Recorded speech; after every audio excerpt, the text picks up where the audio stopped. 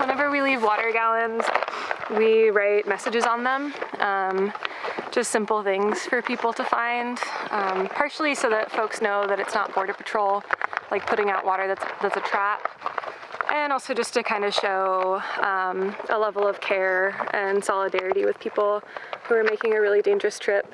So we just like write little notes on them and then leave those for people to find. What are you gonna write? I usually write kind of religious notes, so like vaya con la fuerza de Dios, or que Dios bendiga su camino, which means go with the strength of God, or may God bless your journey. Yeah. Gina, can you describe what you're writing on that bottle? So this one I wrote ánimo and mantenga la fuerza and si se puede, and words of words of strength. I don't know. We've asked some of our patients before what would feel good to read on the gallon, or what would be like a nice message, or what, I don't know, what makes the water seem more trustworthy. And a lot of people have said like more religious stuff, and a lot of people have said ánimo. So, ánimo it is. Gina, you're now laying out canned beans. Why beans?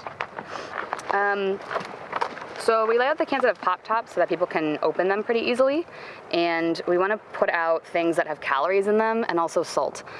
Drinking water is not enough. A lot of dehydration comes from an electrolyte imbalance, so you need like sodium in addition to water.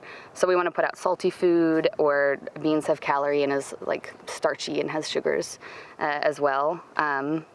Yeah, just for some caloric intake in addition to the water. And you're putting this in the shade. Yeah, well, so we want to protect the pop tops because you can't get in the beans or any can very easily if you can't get into it. So a lot of times we'll put them upside down so that birds won't peck at the shiny part and break the pop top. And also if it rains, we don't want water to collect in there because it'll rust the pop top. So we put those underneath here. And then we just want the gallons to be in a shadier area just to protect the plastic so it doesn't disintegrate, and for a better quality of the water. But we'll come back and check on these drops within like 1 week, 2 weeks, 3 weeks, and then can swap out if anything's gotten old, or if things are used, we'll pack up the empty gallons and leave fresh ones. Is this against the law in these parts? Humanitarian aid is never a crime.